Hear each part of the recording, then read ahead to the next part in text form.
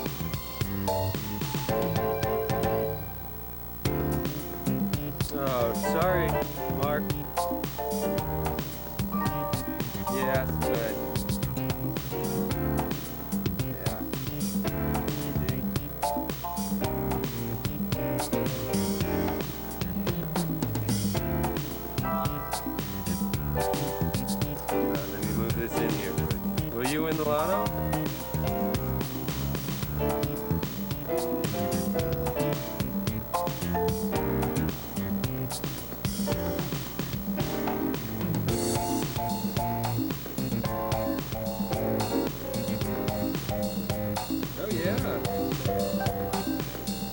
Well, sometimes that's bad.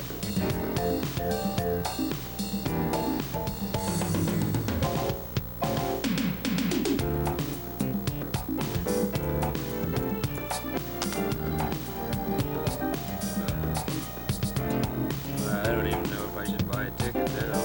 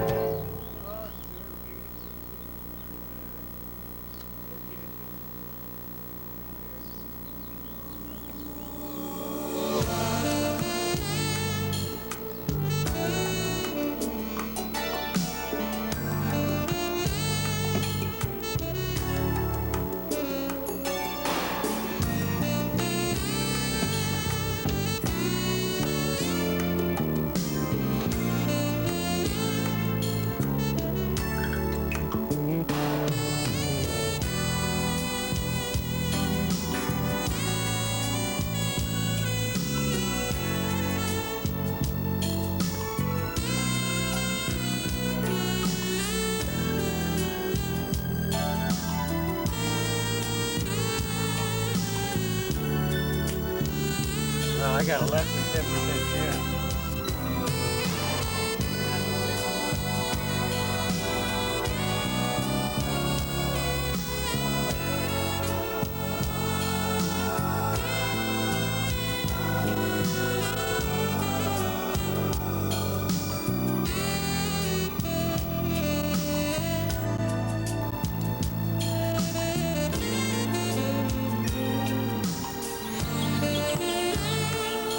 So where's the focus now? Yes, it goes Button up here.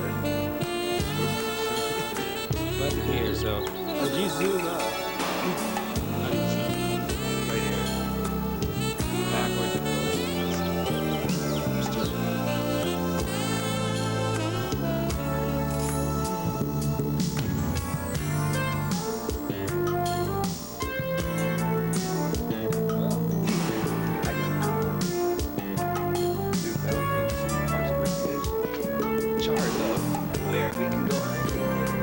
Tell you the truth, I found a nice spot to go hiking, and it's right in town. It's one of my favorite hikes. What we do is, we come to this location and we start right here. At Railroad and out. Chestnut, that's probably my street. Anyway, so we start right there, then there's a little loop we go up and around. Or, the better way is, I like just coming straight off of this road, down the alley, on down, and just go ahead and make the trip all the way down the bay, around Boulevard Park, down around the bay, on down, get the great views of the bay. In here and begin on the interurban trail, but we're gonna dump off right here. That's gonna be the end of our walk. And this is how we get from downtown proper Bellingham to the refugee status of Fairhaven. This is an interesting walk. It's full of fauna and flora and beautiful views. There's park benches to sit on, and there's lots of pleasant people to watch and talk to. Let me see what notes I have here about what we're gonna see. Well, we're gonna start down at East Maple Railroad. There's a nice parking lot there. It's actually next to the Saturday Farmers Market. So if you go on any day but Saturday, you'll be able to park where they have the farmer's market. It's great. Nobody uses the lot. So you'll be able to park there anytime you feel like, except Saturday. So as you cross East Maple, you'll be able to identify the trailhead marker post. And you'll notice that this is the freeway style trail, wide with heavily gravelled bed. You can start here or do as I do and look for the full building mural. I love it. Use it as your own trailhead marker, landmark. And head down the alley until you find the next trail marker. They're yellow and brown posts.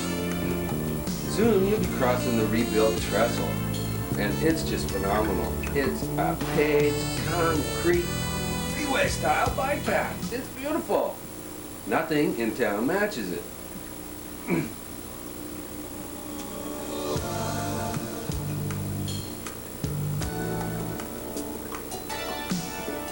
And as you cross that rebuilt trestle, you'll be going out onto Wharf Street. And crossing Wharf Street, I always get this feeling of tranquility and serenity. But if you don't want that, go ahead, take the first stairway up. First. I hope it wasn't running the whole time.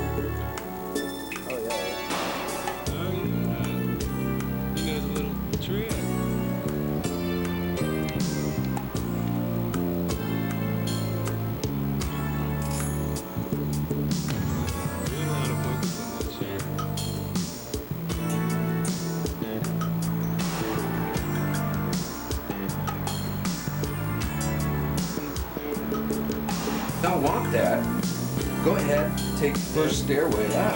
The first stairway up brings you into the Western Washington University Trail. Takes you right to the university. And if you know how to do it, you can get up into the Arboretum and the tower and see everything in Bellingham. But I don't know. For us, we're gonna stay on Boulevard Trail. And remember, if you do take this trail, you'll have to cross here. Please, be careful. There are no crosswalks yet. And once you go up the steps, you'll be going past the old armory building, the old skating rink, whatever. I don't even know if they use it for anything but storage now, but it's a beautiful building. But for us, we're heading to Fairhaven. Even if we encounter more steps, we'll go on by, down into Boulevard Park. From the park, you'll see people fishing, crabbing, strolling, tugs, barges, amazing granite boulders, and a beachcomber in our beautiful bay. Leaving the park, the plank walkway drives us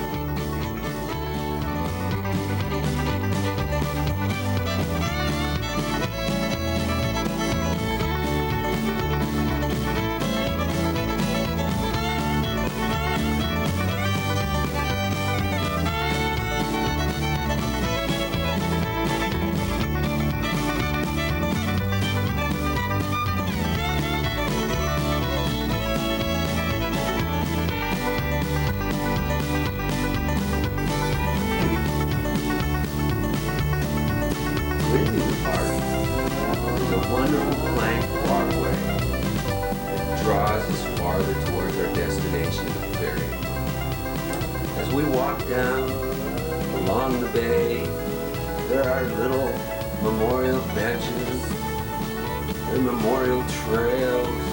I took the trail to the top of this little hill, so I could get a better view of the place I love.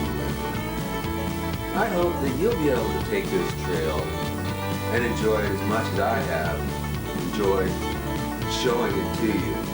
But as we come to the conclusion of our trail, just remember that as we walk, we don't have to view all the things that are there. But here at 10th and Bennett, we see the old fueling depot. And we recall the days gone by of steamers and sailboats that have replaced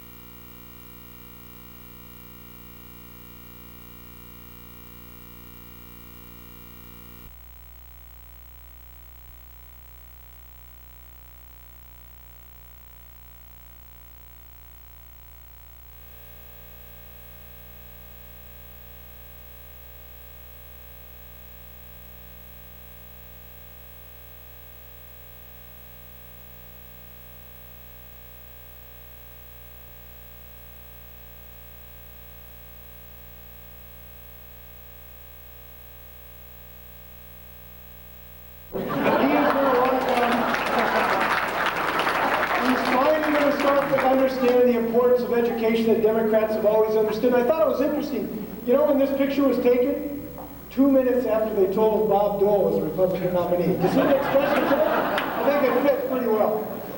Well, I'd like to leave you, if I can, some things I'd like to try to get done if you give me this responsibility. It is an awesome responsibility. I feel very good about this fight. I stood in this room, if you'll recall, Jerry, with you about a year ago and said, we are going to be back in a year. And I stood 2 months ago with Bill Clinton and Everett, and the first thing he said to me is, Jay, we're back, aren't we? And I say, you're darn right, Mr. President, we are back, big time. And that was the best news I've heard for a long time. So I'd like to share kind of 4 E's I'd like to get done if you give me this responsibility. And I'll start with Jefferson, because you know what Jefferson put on his tombstone? We honor him tonight. First thing is on his tombstone was father of the University of Virginia. Didn't list that he was president of the United States. Father of the University of Virginia. And he established the democratic tradition of making education the paramount duty of the state.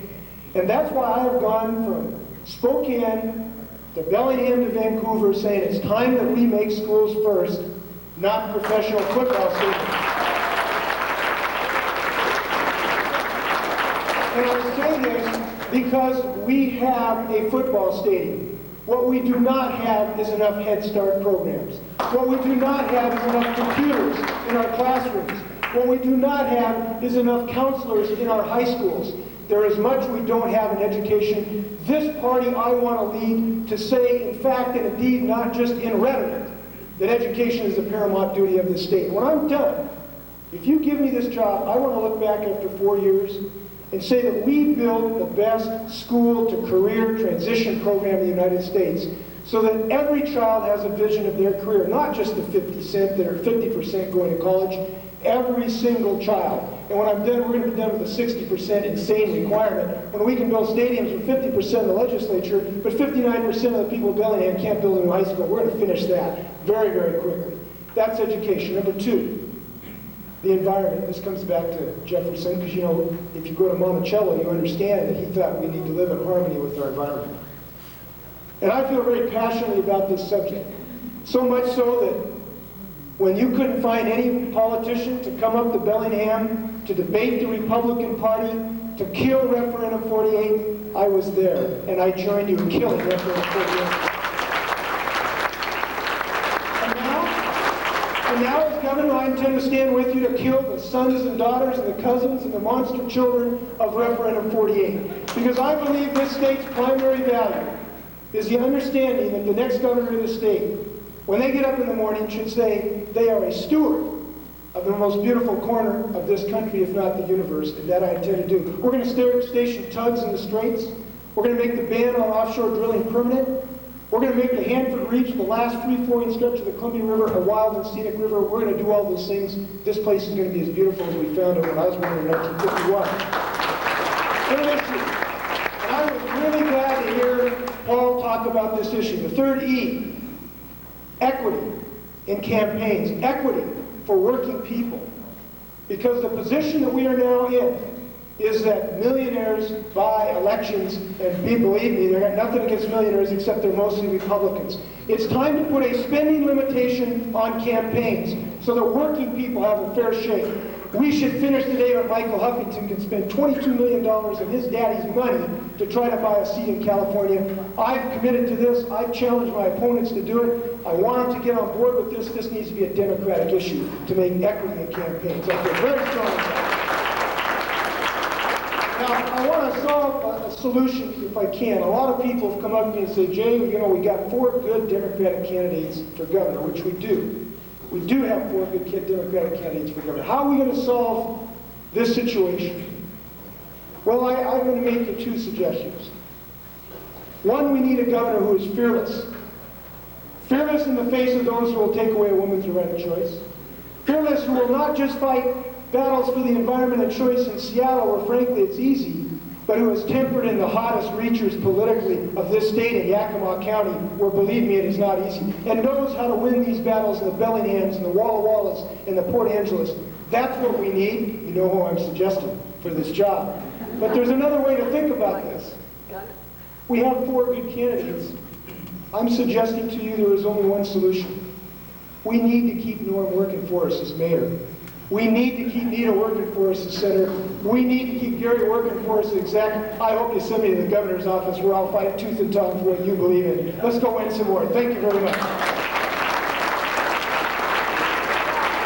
Thank you,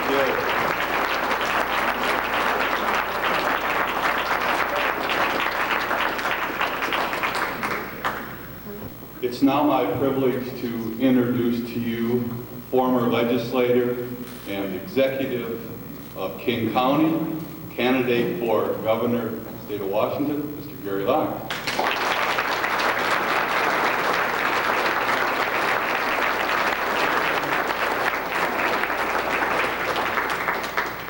Thank you very much, Terry. It's really great to be here in Whatcom County, and thank you for putting on this great Jefferson-Jackson dinner, and also to Lois and Ted for organizing this. So let's give them all a big round of applause. Are we proud to be Democrats? Are we proud to be Democrats? And is this going to be a great year for Democrats? This is going to be a great year for Democrats. Thanks to people like Kelly and David Quall. And I just want to thank Pat McMullen and Barney Goltz for all their years of service. Thank you very much for being outstanding leaders of the state of Washington. This is going to be a great year for Democrats because the Republicans throughout the United States are reeling. They're reeling because the public understands that the contract with America was really a contract against America, and we're not going to take it anymore. The public is understanding that these cuts in Medicare, Medicaid, student loans, workers' safety, Head Start, summer youth employment programs, all not to cut the deficit, but to give the biggest tax cut to the wealthiest people of the United States is absolutely wrong and is the wrong thing to do, and the public are saying no, no, no.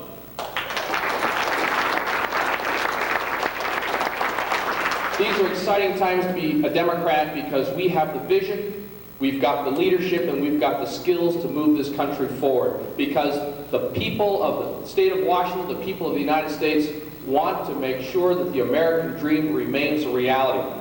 Because that's not what is happening under Reagan, Bush, and a Republican Congress. Over the last several years, the income of the top 1% of the United States has doubled, while for most of us, our incomes have gone down dramatically. That is absolutely wrong. And as a result, the Pat Buchanans of the world are striking a responsive chord because the middle class is concerned about education, they're concerned about affordable housing, they're concerned about health care, they're concerned about education, and they're concerned about job security. And what are they doing? They're lashing out at women, they're lashing out at minorities, they're lashing out at other countries as if all of those are to blame, when in fact the power to change America, to move us forward, comes within ourselves and rests with us. This country has risen to crises before, from World War II to the challenges of JFK in challenging us to put a man on the moon by the end of the decade, to serve in the Peace Corps, to help improve the lives of other countries and people across the globe. We've done it before in cleaning up our Puget Sound and cleaning up our rivers and our lakes. We can do it again. I believe in the American dream because I'm a product of that American dream. My grandfather came over at the turn of the century, worked as a houseboy in Olympia, just a few blocks from where I had the privilege of being a state legislator for 11 years. He went back to China and raised a family. My dad was born in China, and my dad came over as a teenager. My dad then served under General Patton in the 10th Armored Division, was part of the D-Day invasion. And after the war, he went back to China and married my mom and brought her over. And we lived in public housing for the first few years of our life. Public housing for low-income individuals and for returning servicemen. And my mom and I actually learned English together. She learned English to study for her citizenship exams, and I went to kindergarten where I first learned English. And thanks to democratic programs and government support like government-backed student loans, I was able to go to college and then get a law degree, and to serve in the prosecutor's office, and then later on as a civil rights lawyer for the Seattle Human Rights Department. The American dream. It is still attainable. We've got to make sure that the American dream is still a reality for future generations, that the 21st century is as bright for future people, for my sons and daughters that Mona and I hope to have, as the 20th century has been for us. I refuse to believe that Americans have become trapped by their own cynicism, as so many commentators have said. Because we, the people of the state of Washington, have done so much and we can do it again. But it requires leadership, and that's why I'm running for governor. I went to the state legislature 15 years ago, 14 years ago, along with Jennifer Belcher and so many others, to improve the quality of education. Because from my own background, as you can tell, I believe in education. For me, education is the great equalizer in society, regardless of sex, regardless of ethnic origin, regardless of income. With a quality education, we're on a more level playing field.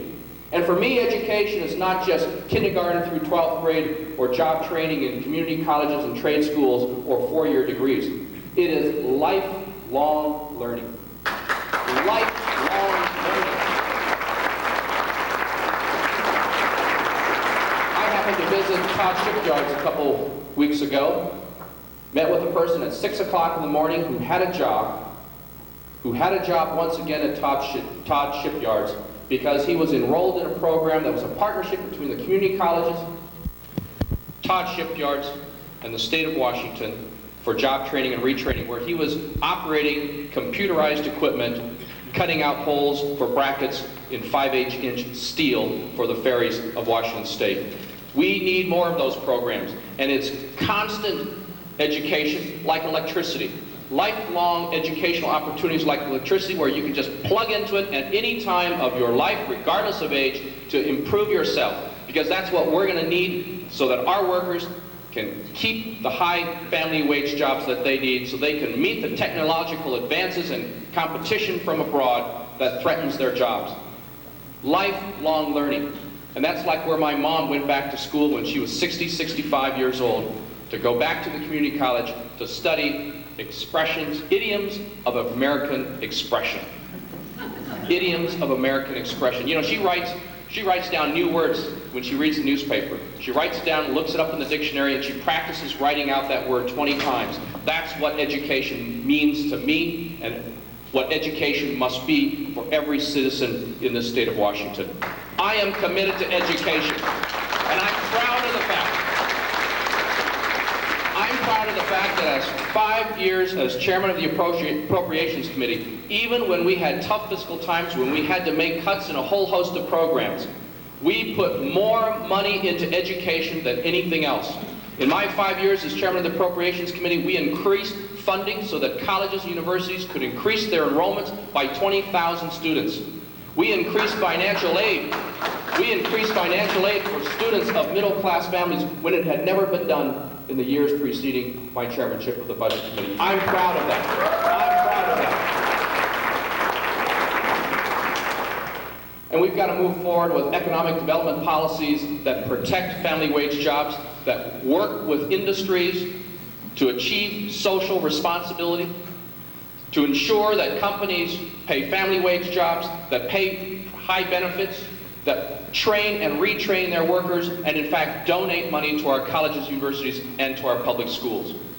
I'm really proud of the fact that as state legislator and as King County executive, I've been able to bring Democrats and Republicans, Eastern and Western Washington legislators, business and labor, developers and environmentalists to solve some of the toughest issues facing our state and our county. We have simply got to move forward. And the public is tired of this partisan bickering. They're tired of Democrats blaming Republicans, Republicans blaming Democrats, politicians blaming the electorate blaming politicians, and everyone blaming people of other countries, other races, and other sexes for the problems that rest, when really the issues rest within us, the solutions rest with us to move forward. I have demonstrated the ability to get things done.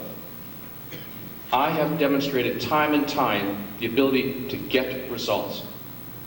And I'm the only candidate running for governor who has both Olympia experience and local government experience. So that as the federal government cuts back more and more on its responsibilities and moves the challenges down to the state level, I'm the only person who understands how Olympia and local government must work hand in hand to fill the vacuum created by the federal cutbacks. Finally, let me just close with a couple of questions to you which have always guided me in my years of public service. For those of us who were born here, why do we stay? And if we're not from this area, what brought us here in the first place and what keeps us here? And are we confident that the qualities of life that we so much cherish in the Pacific Northwest, however we define it, will still be present 5, 10, 25 years from now if the status quo continues? That's why I'm running for governor of the state of Washington. I believe in this great Pacific Northwest. I believe in the ability of the people of the state of Washington to come together and move us forward. That's why we need new leadership for the governor of the state of Washington, and I hope that you'll support me. Thank you very much.